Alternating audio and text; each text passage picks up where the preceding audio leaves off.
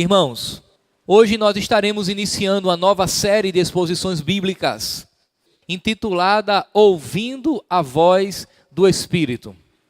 E o subtema dessa noite é Resgatando ou Restaurando o Primeiro Amor, ok?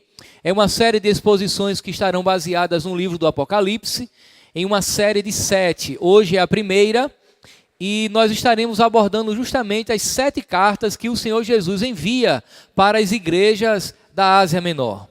O apóstolo João está exilado na ilha de Pátimos, e ali ele tem uma visão extraordinária. Ele tem a visão do Cristo glorificado, em meio à tribulação, em meio às dificuldades, ao aprisionamento. Deus se revela ao apóstolo João em uma ilha chamada Pátimos. E dentro dessa revelação, o Senhor Jesus revela cartas às igrejas da Ásia. Eram 7 igrejas que recebem uma carta do Senhor Jesus. Portanto, eu quero lhe convidar nessa noite a abrir o livro do Apocalipse. No capítulo 2, iremos ler a partir do verso 1. Restaurando o primeiro amor. Apocalipse capítulo 2. Diz assim a palavra do Senhor: Ao anjo da igreja em Éfeso escreve: Estas coisas diz aquele que conserva na mão direita as 7 estrelas e que anda no meio dos 7 candeeiros de ouro.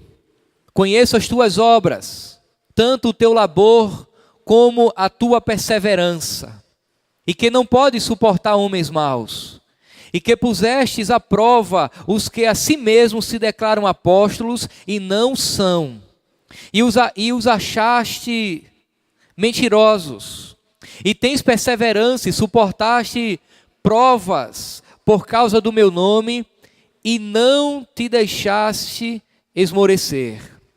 Tenho, porém, contra ti que abandonastes o teu primeiro amor. Lembra-te, pois, de onde caíste, arrepende-te e volta à prática das primeiras obras. E se não venho a ti, e moverei do seu lugar o teu candeeiro, caso não te arrependas. Tens, contudo, a teu favor que odeias as obras dos nicolaítas, as quais eu também odeio. Quem tem ouvidos, ouça o que o Espírito diz às igrejas. Ao vencedor, dar-lhe-ei que se alimente da árvore da vida que se encontra no paraíso de Deus. Vamos orar ao Senhor? Querido Deus, nós te louvamos, Pai, mais uma vez, em adoração. Te louvamos porque o Senhor é fiel e tem nos sustentado. E certamente, ó Deus, se estamos aqui, é porque assim o Senhor nos trouxe. Obrigado, ó Deus, por estarmos aqui, adorando o Senhor na beleza da tua santidade. Obrigado, ó Deus, por termos a oportunidade de ouvir a tua palavra, de aprender do Senhor. Obrigado porque em nada o Senhor tem nos deixado faltar. Ó Deus, fala nessa noite por meio de tua palavra aos nossos corações. Nos traz, ó Deus, uma compreensão abençoada, libertadora, salvífica de tua palavra, ó Deus, em nome de Jesus Cristo, para o louvor da tua glória. Amém e amém. João, irmãos, ele tem uma das visões mais extraordinárias que um ser humano podia ter. Ele tem a visão do Cristo glorificado que, a partir do verso 9 até o verso 20 do capítulo 1, se revela em toda a sua glória e em todos os seus atributos. Eu quero lhe chamar a atenção a alguns detalhes aqui. Primeiro detalhe é que a mensagem de Jesus Cristo para a igreja que se localizava na cidade de Éfeso é a mesma mensagem para a nossa igreja nos dias de hoje. Portanto, eu quero lhe convidar a cada mensagem, a cada exposição dessa série, a se identificar com a igreja que está sendo agraciada pelo Senhor Jesus por meio de uma carta. Eu quero lhe convidar nessa noite a se identificar com a igreja de Éfeso, a perceber se há similaridades entre aquela igreja lá no primeiro século e a nossa igreja no aqui e agora. A grande questão, irmãos, é que os problemas que aquela igreja enfrentou são também os problemas que enfrentamos hoje no aqui e agora. A igreja do Senhor em todas as épocas, em todos os lugares, sempre enfrentou problemas de pecados, de dificuldades, de perseguições, de sofrimento, problemas doutrinários, problemas de modismo, sempre foram participantes da vida da igreja. Formalismos, frieza espiritual, falta de desejo pela presença de Deus. Portanto, a mensagem de Éfeso é também a mensagem de Jesus para a igreja no aqui e agora. Afinal de contas, a nossa sociedade do aqui e agora é um retrato atualizado do que acontecia naquele momento no lá e então. Éfeso, irmãos, era a primeira, a maior e a mais rica cidade da Ásia, chamada de Ásia Menor. Éfeso era a metrópole e a luz da Ásia. Em Éfeso ficava o porto mais importante da Ásia. Éfeso era também o centro do culto a Diana, chamada de a Diana dos Efésios.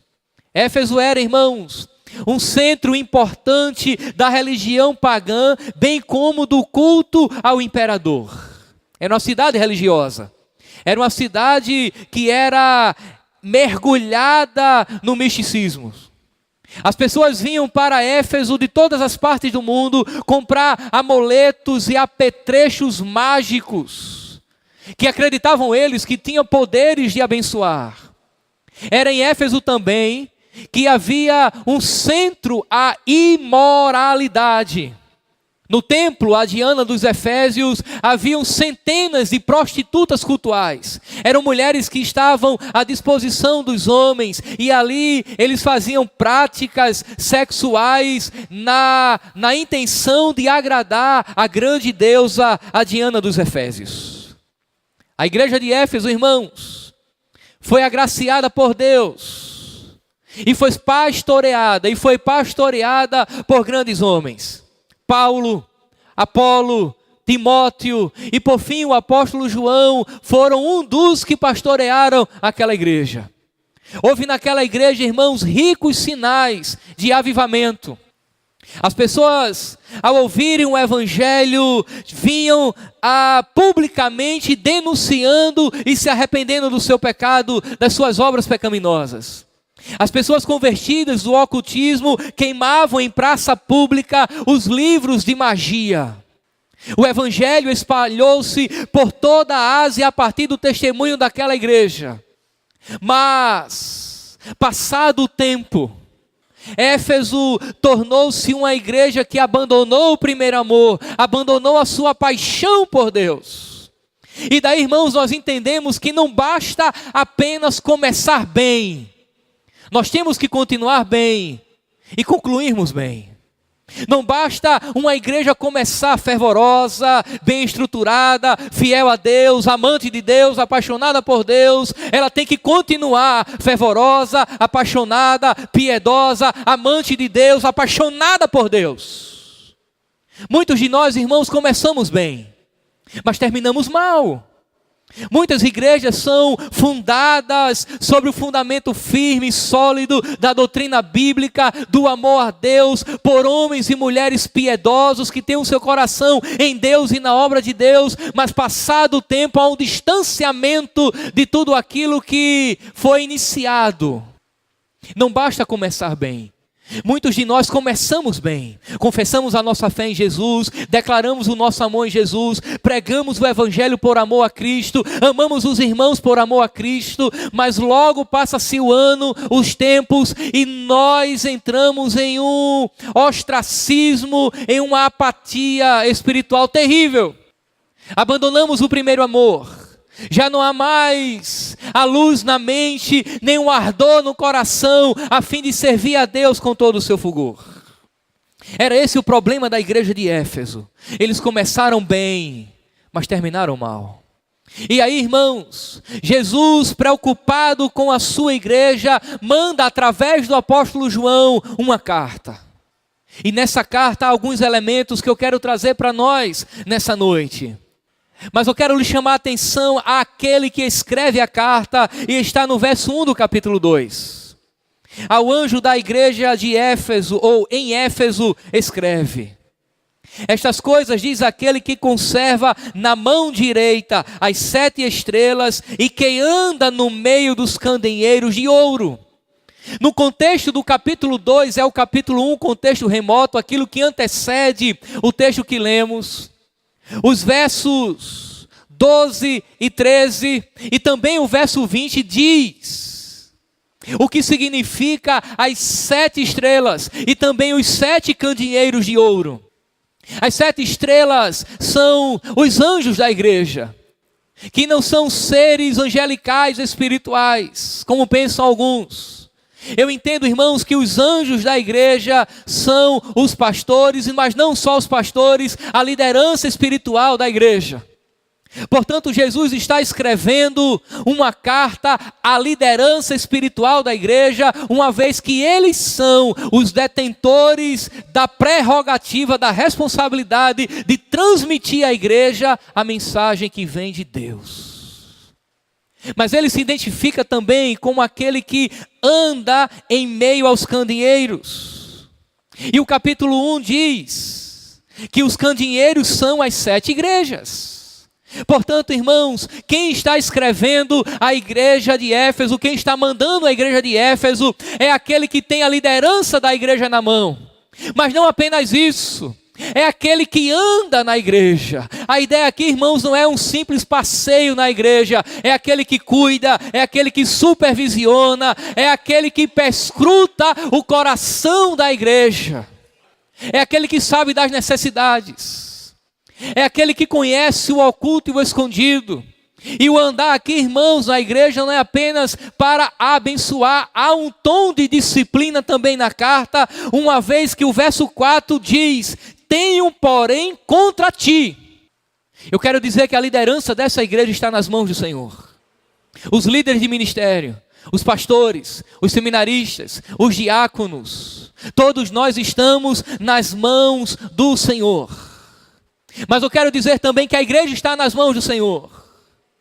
A igreja do Senhor Jesus, no bairro da Torre, que se reúne domingo após domingo nesse lugar, ela está absolutamente sob os cuidados de Deus. Um Deus que cuida, um Cristo que zela, um Cristo que é soberano, que tem os seus olhos como chama de fogo e conhece profundamente a sua igreja. Nós não estamos, irmãos, alheio à vontade de Deus. Nós não estamos alheio ao conhecimento de Deus, muito pelo contrário. Se somos igreja do Senhor. E Ele conhece a sua igreja.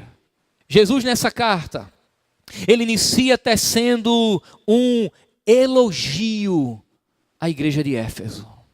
Eu quero chamar a sua atenção a isso. Porque Éfeso era, em primeiro lugar, uma igreja envolvida com a obra de Deus. Acompanhe o verso 2. Conheço as tuas obras, tanto o teu labor como a tua perseverança. O Senhor Jesus, irmãos, conhecia o trabalho daquela igreja, o labor daquela igreja, de maneira que a igreja de Éfeso era uma igreja ativa, ocupada no serviço de Deus. Ocupava-se no serviço aos irmãos, servia a Deus, servia os irmãos. Seus membros eram extremamente ou plenamente ocupados em pregar o evangelho, cuidar dos doentes, ensinar os jovens e visitar os idosos. Era uma igreja que trabalhava. Cada membro, irmãos, estava sempre fazendo alguma coisa para Cristo. De maneira que é possível conjecturar que a agenda daquela igreja estava sempre cheia de muitas atividades. Conheço as tuas obras. Conheço as tuas obras. A ideia aqui, irmãos, é de um trabalho árduo que demanda toda a energia. Era uma igreja ativa, era uma igreja que não desperdiçava esforços em outra coisa, mas na tarefa da pregação do evangelho. Eles estavam empenhados em uma tarefa. O verso 2 diz ainda que Éfeso era uma igreja que perseverava em meio às tribulações. Conheço tanto o teu labor como a tua perseverança. A cidade de Éfeso, irmãos, era um dos centros de adoração ao imperador. Os habitantes da cidade de Éfeso praticavam artes mágicas e tinham profunda reverência pela grande Diana dos Efésios, de maneira que ser crente na cidade de Éfeso era correr risco de vida, era ser impopular, era ser perseguido, era estar exposto à perseguição, mas apesar de toda a pressão, os crentes mantinham-se firmes e fiéis aos pés da cruz. Aquela igreja, irmãos, sofreu martírio, tinha os seus membros perseguidos, mas apesar das tribulações, eles perseveravam. A igreja de Éfeso também era uma igreja fiel doutrinariamente. Observe o que diz a palavra de Deus ainda no verso 2. Conheço as tuas obras, tanto o teu labor como a tua perseverança, e que não podes suportar homens maus, e que pusestes à prova os que a si mesmos se declaram apóstolos e não são, e os achastes mentirosos. Paulo, irmãos, havia advertido aos presbíteros de Éfeso a respeito dos lobos que penetrariam no meio do rebanho, e também que do meio do rebanho se levantariam homens pervertidos, ensinando heresias. Você vai encontrar essa advertência do apóstolo Paulo lá no livro de Atos dos Apóstolos, capítulo 20, verso 29 e 30. Agora os lobos haviam chegado. A advertência que Paulo fez tinha motivo de ser. Os lobos agora haviam chegado. Feras devoradoras, irmãos, se infiltraram no meio do aprisco do Senhor, no meio do rebanho de Deus. Falsos profetas estavam disseminando suas doutrinas obscuras e perigosas no meio do rebanho de Deus. Mas a igreja de Éfeso se destacava, irmãos, pela pureza doutrinária. E daí eu quero lhe chamar a atenção ao fato de que lobos em meio a ovelhas sempre haverão. Motivo do qual a nossa igreja deve estar sempre firme na doutrina. Nunca abrir mão dos preceitos e dos fundamentos doutrinários, bíblicos, teológicos que defendemos diante da palavra de Deus. Negociar a verdade, irmãos, não deve fazer parte da nossa vida enquanto igreja. Nós defendemos a palavra de Deus, nós cremos na palavra de Deus, nós não compactuamos com heresia. A igreja de Éfeso se destacava por isso, por sua pureza doutrinária.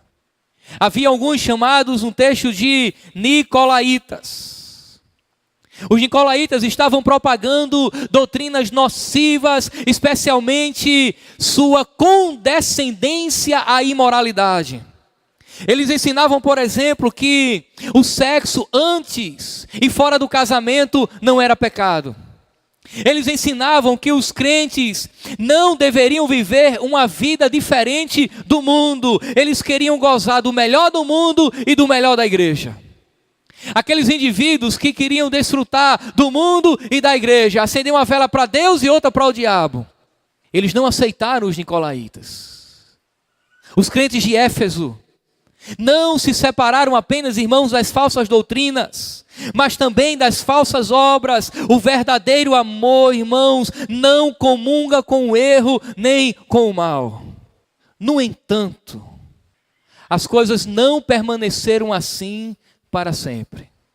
Mas eu quero lhe chamar a atenção, irmãos, aqui, porque nós, enquanto igreja, temos, irmãos, muito que aprender com a igreja de Éfeso. As pessoas hoje buscam experiências e não a verdade.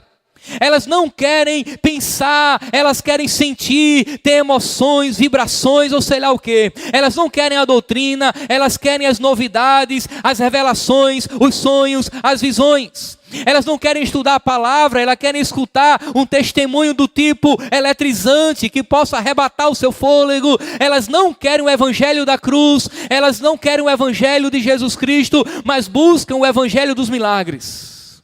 Elas não querem Deus, elas querem as bênçãos de Deus. Um culto como esse hoje à noite em que nós celebramos a ceia do Senhor, éramos para estarmos preocupados em como acomodaríamos todos os irmãos da igreja, porque não teríamos espaço.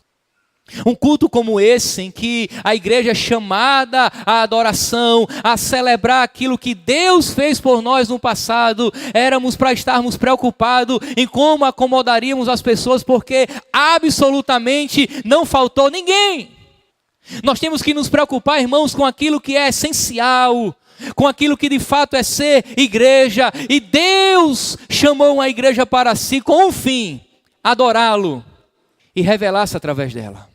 Portanto, nós temos um elogio à igreja de Éfeso.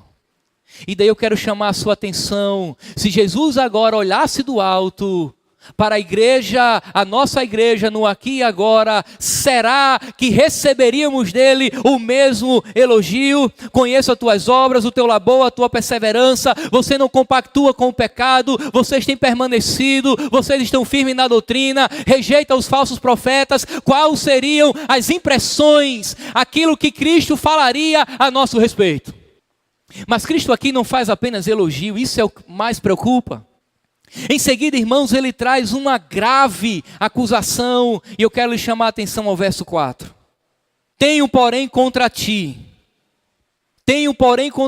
que abandonastes o teu primeiro amor. Perceba, irmãos, que a igreja começou bem, mas logo desvaneceu. Portanto, nós temos agora uma igreja sob acusação divina. Nós temos agora uma igreja que perdeu o seu amor, a sua paixão por Cristo.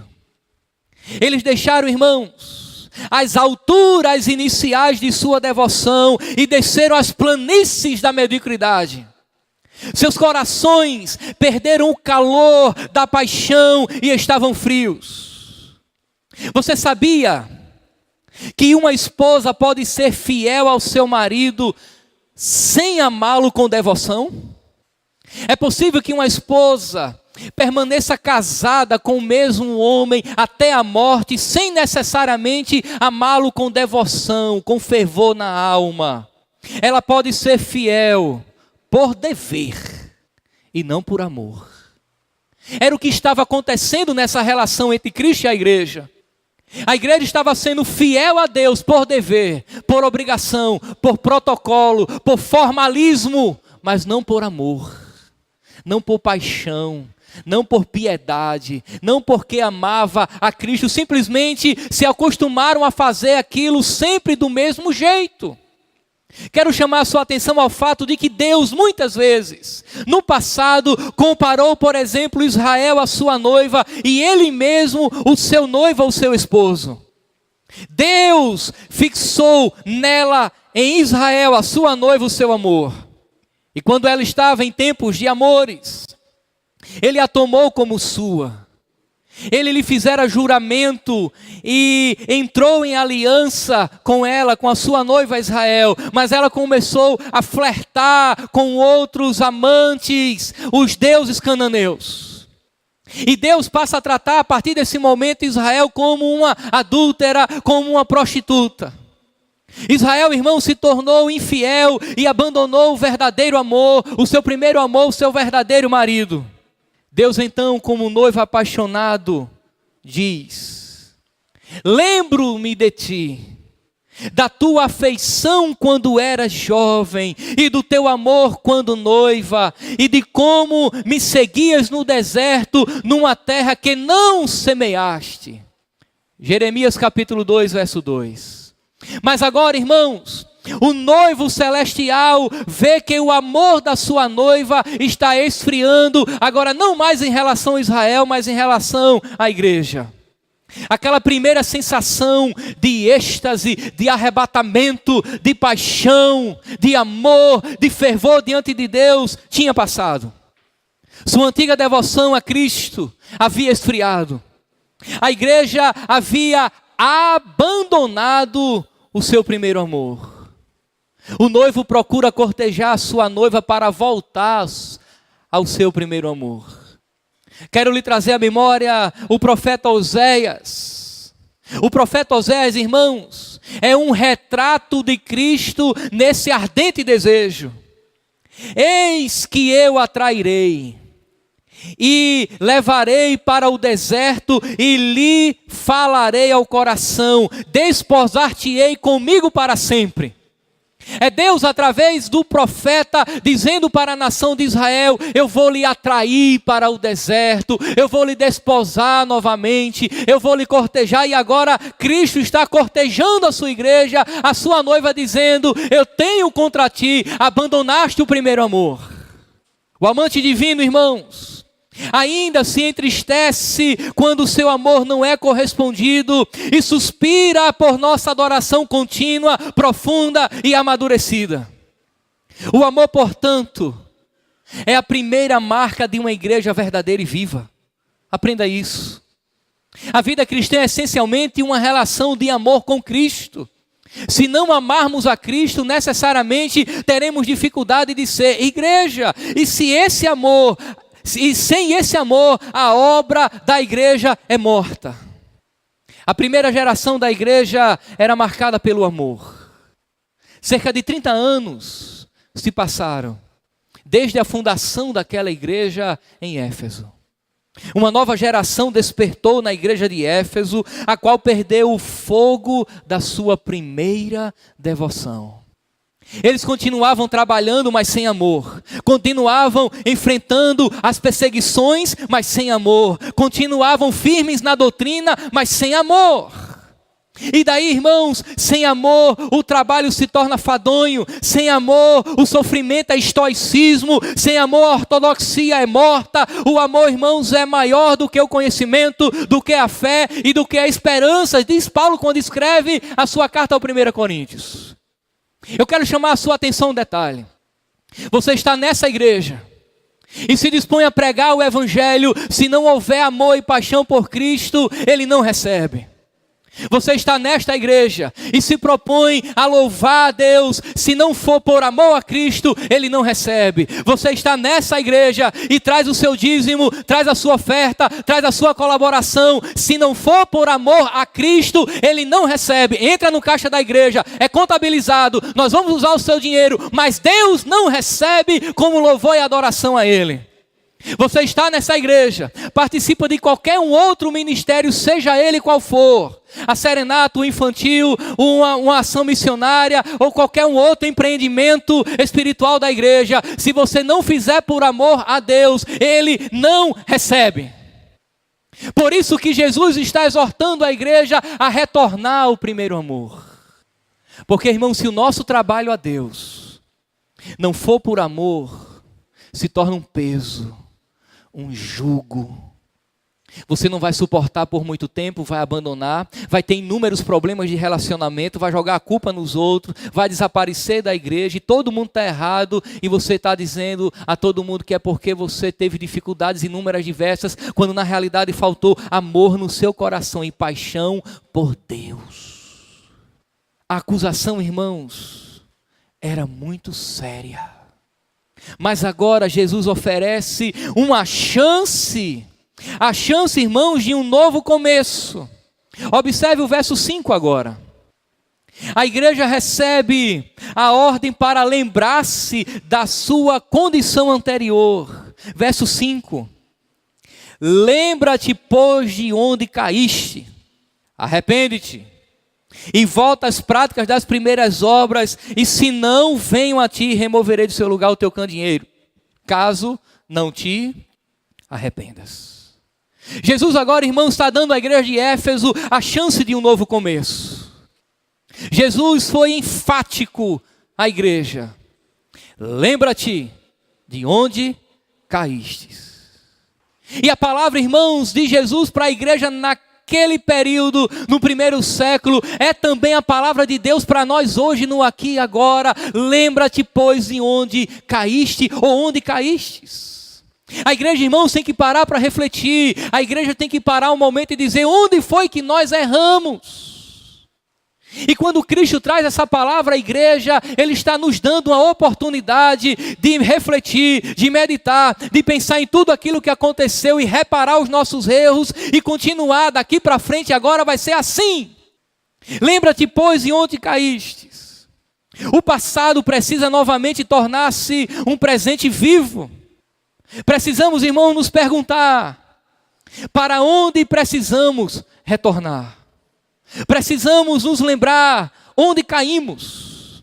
Assim como aconteceu com aquele filho que volta para a casa do pai, ao reconhecer que errou, ao pegar a herança antecipadamente. Em seguida, Jesus disse: arrepende-te. Se Jesus estava ali chamando ao arrependimento, é porque havia pecado. Havia pecado. Arrepende-te.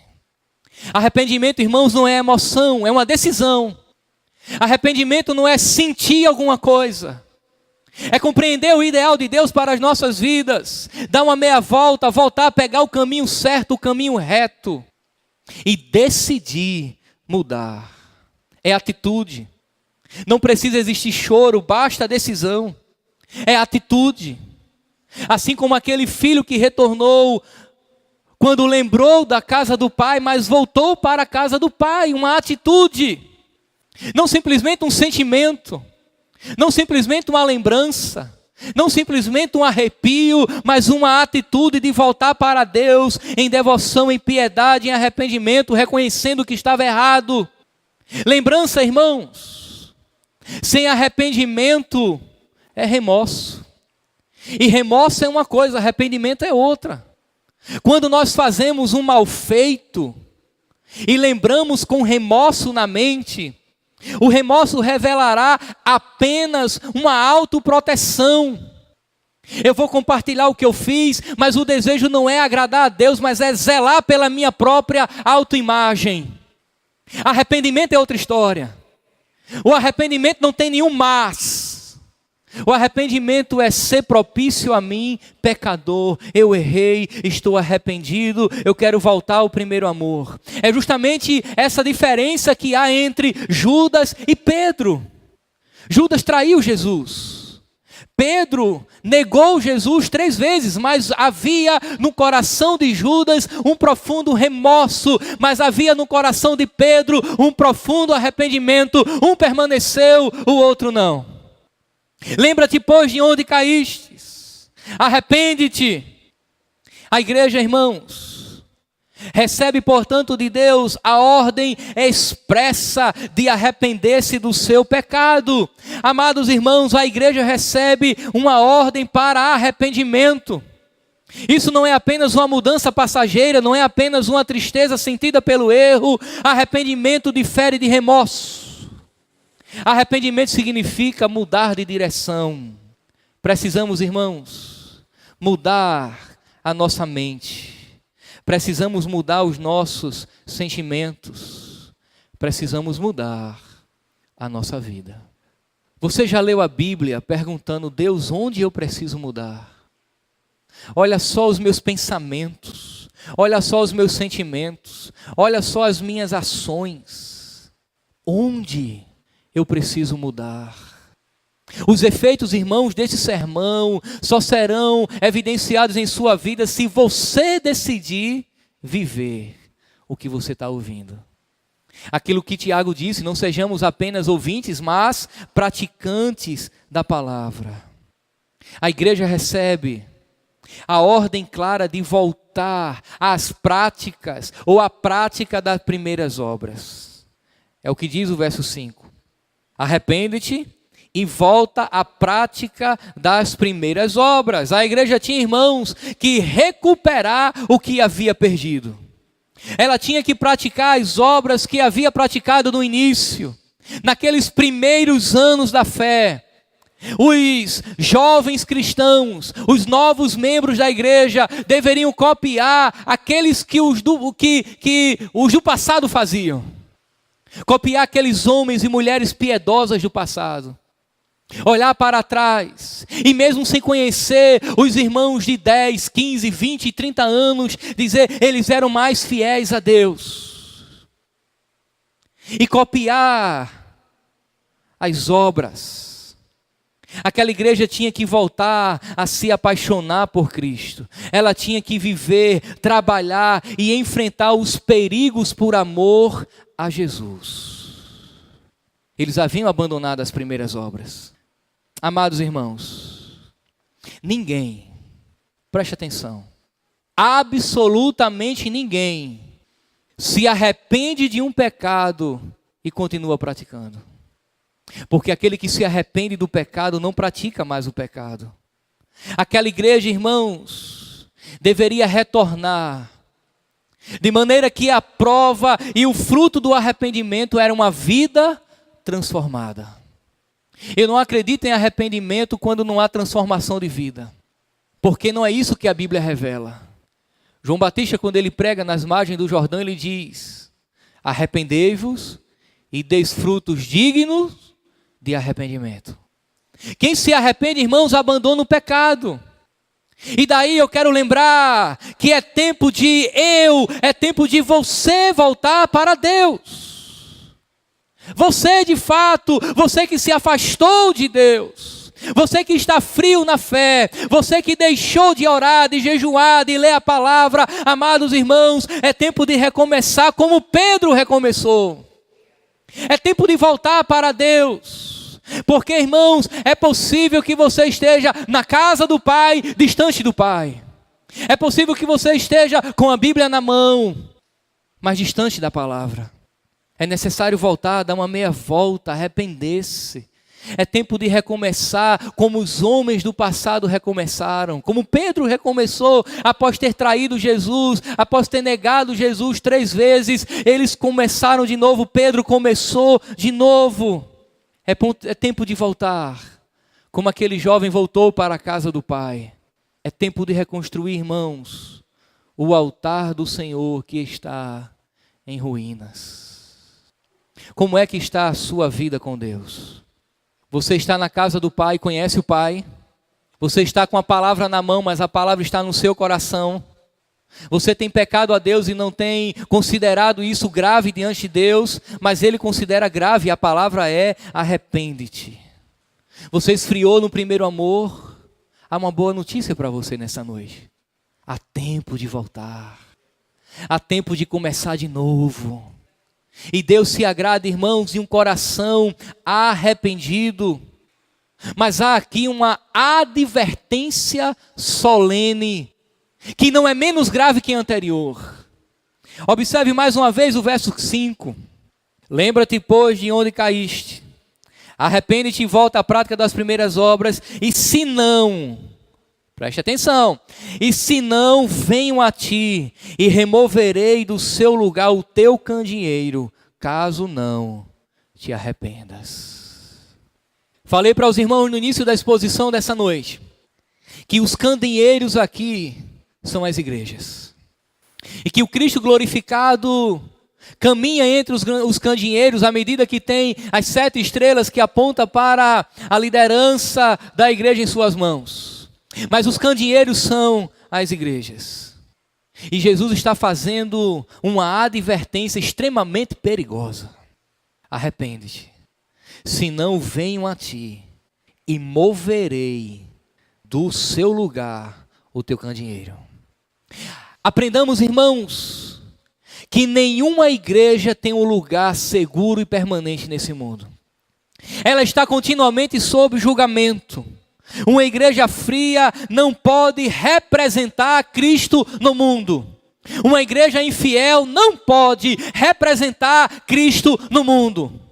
Uma igreja que não ama a Cristo não pode ser uma representante de Cristo no mundo. De maneira que a igreja de Éfeso ouviu a exortação de Cristo e firmou-se. Cristo está colocando a igreja sobre ameaça. No século II, um bispo chamado Inácio de Antioquia dá testemunho da vitalidade da igreja de Éfeso. Ela ouviu a Cristo. Ela foi firmada nos seus primeiros anos. E muitos davam testemunho da vitalidade da fé daqueles irmãos. Mas a nova geração, a geração que estava recebendo esta carta, esqueceu-se do primeiro amor. A nova geração, irmãos, que surgiu, esqueceu-se do Senhor e a ameaça foi cumprida. A igreja de Éfeso deixou de existir. Desde então, aquela igreja nunca mais foi restaurada.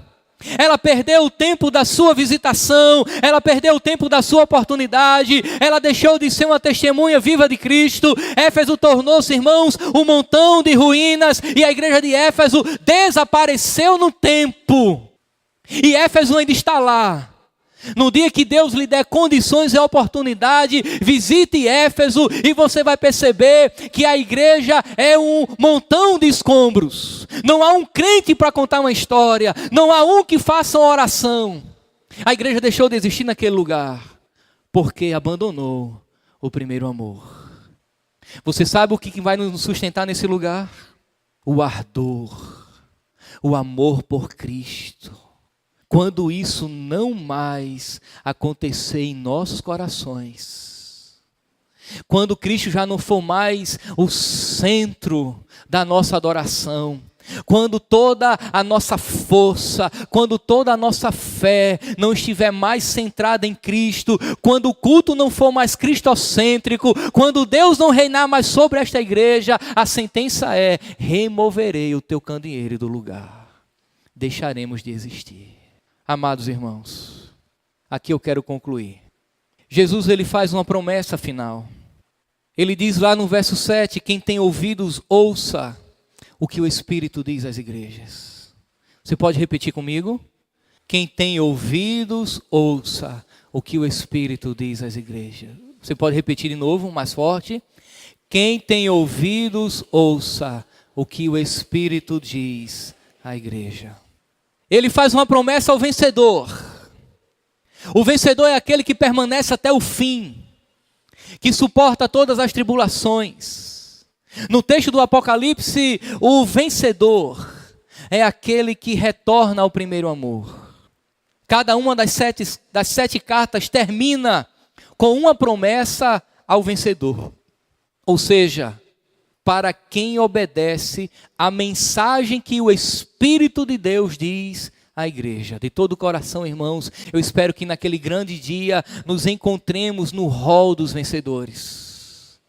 No rol dos vencedores. E não dos derrotados pelo pecado, mas dos vencedores. Ele faz uma promessa.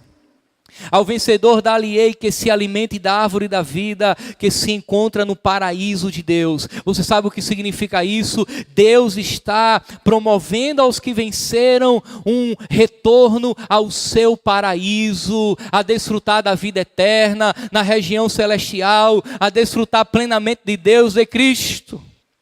E aqui, irmãos, eu quero terminar afirmando que Jesus está passeando no meio da nossa igreja nessa noite. Para sondar, para fiscalizar, para contemplar, para abençoar, para conhecer a igreja, para liberar a sua bênção, mas também para emitir o seu juízo. Ele está sondando os seus pastores, seus líderes, os casais, os jovens, os adolescentes, os juniores, as crianças, os anciãos. O que o Senhor está vendo, irmãos, em nossa igreja? Que elogios Ele traria?